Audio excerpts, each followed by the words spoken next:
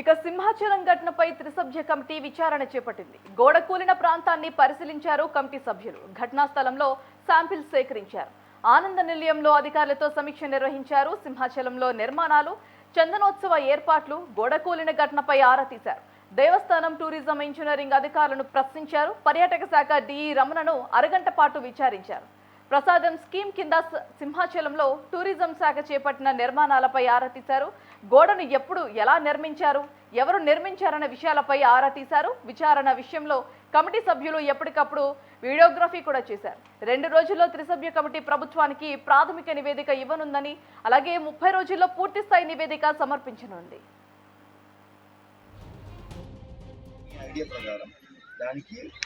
Billions అవసరం లేదు sir. ఇప్పుడు ఆర్సీసీ మస్ట్ సార్.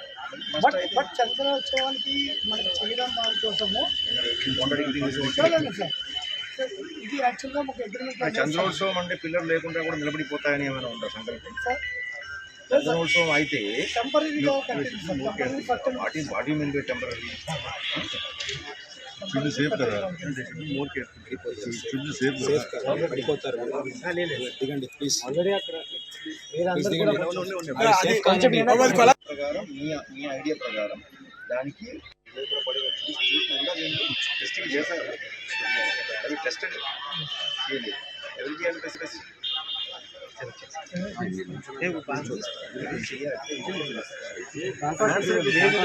స్పష్టంగా నేను అడిగిన క్వశ్చన్స్ అన్ని వెరీ స్పెసిఫిక్ క్వశ్చన్స్ ఏమో వస్తుంది. కాంట్రాక్ట్ చేయాలి సార్.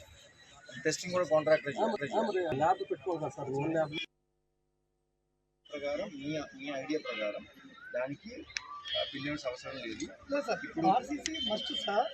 బట్ చంద్రోత్సవానికి మనకి చేయడం కోసము సార్ ఇది యాక్చువల్గా ఒక అగ్రిమెంట్. చంద్రోత్సవం అంటే పిల్లలు లేకుండా కూడా నిలబడిపోతాయని ఏమైనా ఉందా సంకల్పం?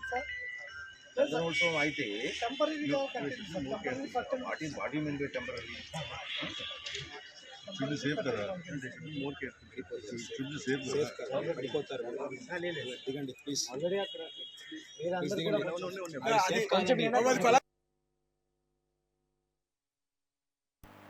సింహాచలం ఘటనపై త్రిసభ్య కమిటీ విచారణ చేపట్టింది. గోడ కూలిన ప్రాంతాన్ని పరిశీలించారు కమిటీ సభ్యులు. ఘటనా స్థలంలో శాంపిల్స్ ను కూడా సేకరించారు.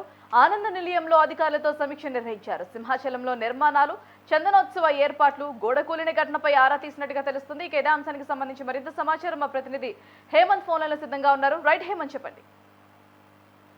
Good morning. మరి ఏదైతే సింహాచల ఘటనకు సంబంధించినంత వరకు కూడా రాష్ట్ర ప్రభుత్వం ప్రతిష్టాత్మకంగా తీసుకుంది. దీనికి సంబంధించినంత వరకు త్రిసభ్య కమిటీ కూడా వేసింది. 72 గంటల్లో నివేదిక ఇవ్వాలంటూ కూడా ఇప్పటికే ఆదేశాలు జారీ చేసినటువంటి నేపథ్యంలో త్రిసభ్య కమిటీ నిన్ననే విశాఖ సింహాచల కొండ మీదకి చేరుకుని పూర్తిగా విచారణ చేపట్టినటువంటి పరిస్థితి కనిపిస్తుంది. నేపథ్యంలో విస్తుపోయే అంశాలు అయితే వెలుగులోకి వచ్చినటువంటి పరిస్థితి అయితే కనిపిస్తుంది. సింహాచల ఈగా ఉన్నటువంటి ఎవరైతే ఎగ్జిక్యూటివ్ ఇంజనీర్ గా ఉన్నటువంటి వ్యక్తి ఎవరైతే ఉన్నారో ఆయన ఆదేశాల మేరకు 6 రోజుల్లో గోడ నిర్మాణం చేయాలంటూ కూడా ఆదేశాలు ఇవ్వడంతో కాంట్రాక్టర్ నిర్మాణం చేసామని చెప్తున్నటువంటి సిచ్యువేషన్ అయితే కనిపిస్తూ ఉంది.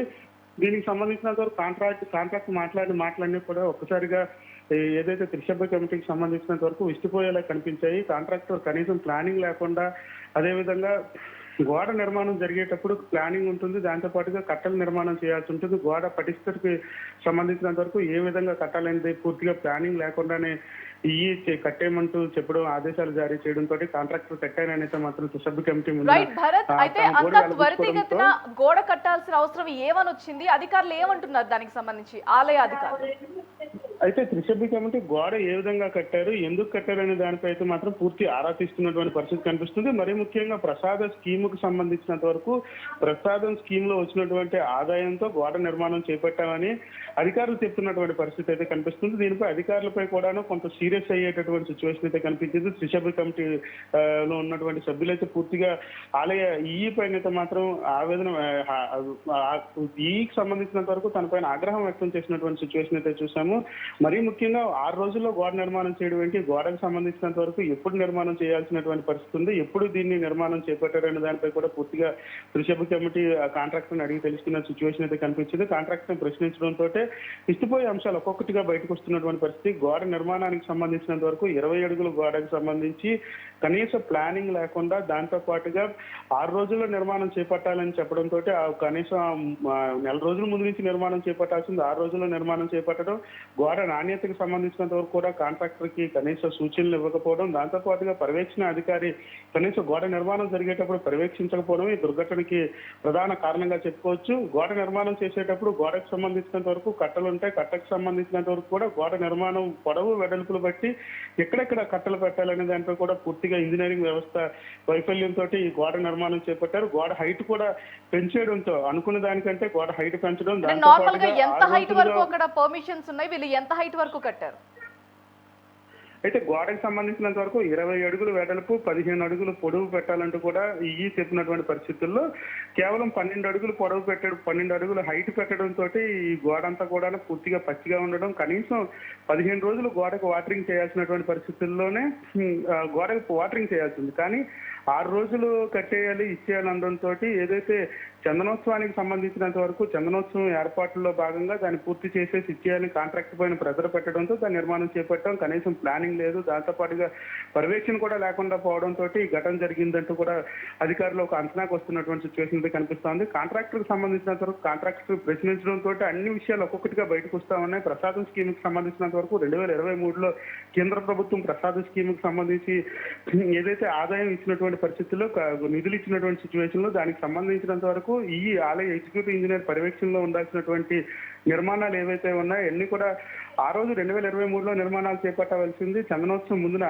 అబరాగోబరాగా నిర్మాణం చేపట్టడం ఇటువంటి దుర్ఘటనకు కారణం అంటూ కూడా ఒకంత అంచనాకు వస్తున్నటువంటి పరిస్థితి కనిపిస్తుంది. మరి ముఖ్యంగా కాంట్రాక్టర్కి సంబంధించినంత వరకు దిశానిర్దేశం చేసే పరిస్థితి ఏదైతే గోడ నిర్మాణం జరిగేటప్పుడు క్వాలిటీ కంట్రోల్ కానీ దానికి సంబంధించిన ప్లానింగ్ కానీ అదేవిధంగా ఎటువంటి పరిస్థితుల్లో నిర్మాణం చేపట్టాలి అనే దానిపై కూడా పూర్తిగా కాంట్రాక్టర్కి ఎటువంటి కాగితాలు కానీ కాంట్రాక్టర్కి దిశానిర్దేశం చేయకపోవడంతో ఈ దుర్ఘటన జరిగిందంటూ కాంట్రాక్టర్ ఒకవైపు 6 రోజుల్లో కట్టేయమని చెప్పడంతో ప్రెజర్ చేయడంతో కట్టానని చెప్తున్నటువంటి సిచ్యువేషన్ లో ఆలయ ఈకి సంబంధించినంత వరకు త్రిసభ్య కమిటీ పూర్తిగా ఆగ్రహం వ్యక్తం చేసింది. దీనిపై పూర్తి విచారణ చేపడుతూ ఉన్నారు. ఇదేనా ఉందా, ఇంక దీనికి సంబంధించినంత వరకు ఇంకేమైనా లోపాలు జరిగాయా, అసలు ఈ దుర్ఘటనకు సంబంధించినంత వరకు ప్రధాన లోపం ఎక్కడ జరిగిందనే దానిపై కూడా పూర్తిగా ఆరోపిస్తున్నటువంటి పరిస్థితి. అలాగే కొంతమంది అధికారులు ఏమంటున్నారంటే అక్కడ కాంక్రీట్ తో కన్స్ట్రక్ట్ చేయాల్సింది పై గోడ కట్టేశారు అనే ఒక వాదన అయితే వినపడుతుంది. మరి దానికి సంబంధించి ఇప్పటి వరకు అధికారులు ఎవరైనా స్పందించారా? అయితే గోడ కట్టేటప్పుడు కనీస నాణ్యతకు సంబంధించినంత వరకు కూడా పూర్తిగా గోడ నిర్మాణం జరిగేటప్పుడు బ్రిక్ సైజ్ తో పాటుగా గోడ నిర్మాణంలో వాడేటటువంటి మెటీరియల్ ని కూడా పూర్తిగా ఈ ఆలయానికి సంబంధించినంత వరకు ఎగ్జిక్యూటివ్ ఇంజనీర్ పర్యవేక్షించాల్సినటువంటి పరిస్థితి ఉంటుంది. క్వాలిటీ కంట్రోల్ చెక్ చేయాల్సినటువంటి సిచ్యువేషన్ ఉంటుంది.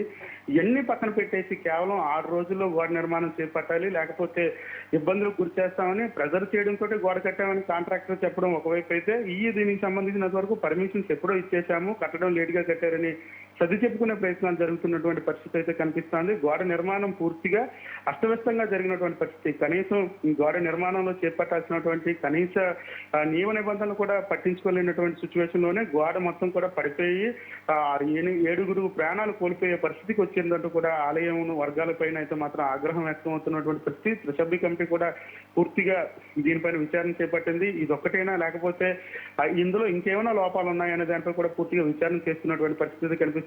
నిన్న ఉదయం నుంచి కూడా సాయంత్రం వరకు త్రిసభ్య కమిటీ సింహాచలం కొండ మీద ఆనంద నిలయంలో పూర్తిగా విచారణ చేపట్టారు. కాంట్రాక్టర్, ఎగ్జిక్యూటివ్ ఇంజనీర్, అదేవిధంగా ఏదైతే కేంద్ర ప్రభుత్వం నుంచి వచ్చినటువంటి ప్యాకేజ్ కావడంతో దానికి సంబంధించినంత వరకు పర్యాటక శాఖకు సంబంధించిన ఇంజనీర్ ను కూడా అక్కడ పిలిపించి ఆయనపై కూడా విచారణ చేపట్టారు. అదేవిధంగా ఆలయ ఈవో గానీ మరొక వైపు ఆలయానికి సంబంధించిన అధికారులు అందరితో కూడా విచారణ చేపట్టారు. ఎప్పుడు కట్టాల్సినటువంటి స్కీమ్ ఇది, ఎప్పటిలోగా పూర్తి చేయాలి, దీనికి సంబంధించినంత వరకు పర్మిషన్స్ ఎప్పుడు వచ్చాయి దానిపై కూడా పూర్తిగా విచారణ చేపట్టినటువంటి పరిస్థితి కనిపిస్తా ఉంది. అన్ని డాక్యుమెంట్లు కూడా పూర్తిగా పరిశీలిస్తున్నటువంటి సిచ్యువేషన్. దీనికి సంబంధించి ప్రధానంగా ఆలయ ఈ పైన పూర్తిగా అన్ని విధాలు కూడాను ఈలో ఉన్నటువంటి లోపం వల్ల ఇది జరిగిందంటూ ఎగ్జిక్యూటివ్ ఇంజనీర్ చేయడం వల్లనే ఇది జరిగిందంటూ కూడా పూర్తిగా సమాచారం అందుతున్నప్పటికీ ఇంకా లోతుగా విచారణ చేపట్టారు. పూర్తిగా ఈ ఘటనకు సంబంధించినంత వరకు ఏదైతే ఉత్తరాంధ్ర ప్రజల ఆరాధ్య దైవంగా ఉన్నటువంటి అప్పన్న దర్శనానికి వెళ్ళేటటువంటి పరిస్థితుల్లో ఎప్పుడూ లేని విధంగా గోడకూలి 7 చనిపోవడం ఇదే ప్రప్రథమం కావడంతో అయితే మాత్రం దీనిపైన రాష్ట్ర ప్రభుత్వం సీరియస్ అయింది. మరొకవైపు కేంద్ర ప్రభుత్వం కూడా ఈ అంశానికి స్పందించారు. నరేంద్ర మోడీ కూడా స్పందించి ఈ ఘటన చాలా దురదృష్టకరం అంటూ కూడా ట్వీట్ చేసినటువంటి పరిస్థితుల్లో దీన్ని పూర్తిగా రాష్ట్ర ప్రభుత్వం అయితే చాలా సీరియస్ గా తీసుకుంది. 72 గంటల్లో పూర్తి విచారణ చేపట్టాలనే నేపథ్యంలో త్రిసభ్య కమిటీ రావడం, త్రిసభ్య కమిటీ ముందు పూర్తిగా విచారణ చేస్తున్నటువంటి తరుణంలో విస్తుపోయే అంశాలు ఒకటిగా బయటకు వస్తున్నటువంటి పరిస్థితి. ప్రసాదం స్కీమ్ కు సంబంధించినంత వరకు 2023లో ప్రసాదం స్కీమ్ కి కేంద్ర ప్రభుత్వం నిధులు ఇచ్చినటువంటి తరుణంలో అప్పటి నుంచి 2 ఏళ్ల పాటు ఎందుకు ఈ గోడ నిర్మాణం చేపట్టలేదనే దానిపై కూడా పూర్తిగా విచారణ చేపట్టారు. గోడ నిర్మాణంలో పూర్తిగా నాణ్యత లోపించడం, దాంతో పాటుగా అండ్ భరత్ ప్లానింగ్ దట్టు కూడా లేకపోవడమే ఈ ఘటనకు కారణం చందనోత్సవానికి సంబంధించి కేవలం 6 రోజుల్లో ఈ గోడ ఏదైతే ఏదో ఉందో పూర్తవ్వాలని చెప్పి కాంట్రాక్టర్ తెలియజేసినట్టుంది. మరి కాంట్రాక్టర్ కి తెలిసి కూడా ఈ నిర్మాణం ఎలా చేపట్టారో, ఒకవేళ ఏదైనా యాక్షన్ వీళ్ళ మీద తీసుకునే అవకాశాలు ఉన్నాయంటారా? త్రిసభ్య కమిటీ ఎవరైతే కాంట్రాక్టర్ నిర్మాణం చేపట్టినటువంటి కాంట్రాక్టర్ ని పిలిపించడం, కాంట్రాక్టర్ పూర్తిగా తన దగ్గర ఉన్నటువంటి పూర్తిగా తన విచారణ చేపట్టి పూర్తి అంశాలు తెలుసుకునే ప్రయత్నం అయితే ఇప్పటికే త్రిసభ్య కమిటీ చేపట్టింది. కేవలం 6 రోజుల వ్యవధి ముందు 6 రోజుల ముందు ఏదైతే చందనోత్సవానికి సంబంధించినంత వరకు క్యూ లైన్ లో ఈ గోడ నిర్మాణం చేపట్టాలో అత్యంత వేగంగా చేయాలంటూ కూడా ఈ ఆదేశాలు జారీ చేసినటువంటి నేపథ్యంలోనే గోడ నిర్మాణం చేపట్టానని కాంట్రాక్టర్ చెప్తున్నటువంటి పరిస్థితి. ఇందులో ప్రధానమైన అంశం ఏంటంటే గోడ నిర్మాణం చేపట్టేటప్పుడు ప్లానింగ్ ఉండాల్సినటువంటి సిచ్యువేషన్ లో ప్లానింగ్ కూడా ఇవ్వకుండా కనీసం ఏదైతే గోడ నిర్మాణానికి సంబంధించినంత వరకు ఏదైతే రేషియోస్ గోడకు సంబంధించి బ్రిక్ సైజ్ ఏ విధంగా ఉండాలి, ఏ విధంగా నిర్మాణం చేపట్టాలి, దాంట్లో సిమెంట్ అండ్ ఇసుక ఎటువంటి క్వాలిటీ మెయింటైన్ చేయాలి, ఎంత క్వాంటిటీలో వాడాలనే దాంట్లో కూడా దానికి సంబంధించి ఎటువంటి కాగితాలు ఇవ్వలేదు, పర్మిషన్స్ ఇవ్వలేదు అంటూ కూడా కాంట్రాక్టర్ ఒకవైపు వాదన వినిపిస్తున్నటువంటి పరిస్థితి కనిపిస్తుంది. దీనికి సంబంధించి ఆలయ వర్గాల్లో ఉన్నటువంటి ఎగ్జిక్యూటివ్ ఇంజనీర్ దగ్గర కనీసం సమాధానం చెప్పేటటువంటి పరిస్థితి లేకపోవడంతో కాంట్రాక్టర్ చెప్పే మాటలకే బలం చేకూరేటటువంటి సిచ్యువేషన్ అయితే కనిపిస్తా ఉంది.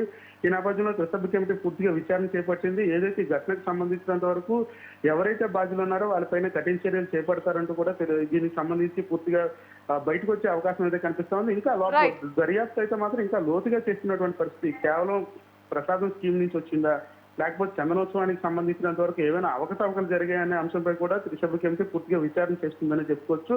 మరికొన్ని గంటల్లో కేవలం ఇప్పటికీ 24 గంటలు పూర్తయింది. 72 గంటల్లో నివేదిక ఇవ్వడంతో ఎవరి మీద చర్యలు తీసుకుంటుంది రాష్ట్ర ప్రభుత్వం, దీని మీద ఎటువంటి యాక్షన్ ఉంటుంది అనే దానిపై మాత్రం మరికొన్ని గంటల్లోనే తెలిసిపోయే అవకాశం అయితే కనిపిస్తా ఉందని చెప్పుకోవచ్చు. Right Bharat, thanks for the update.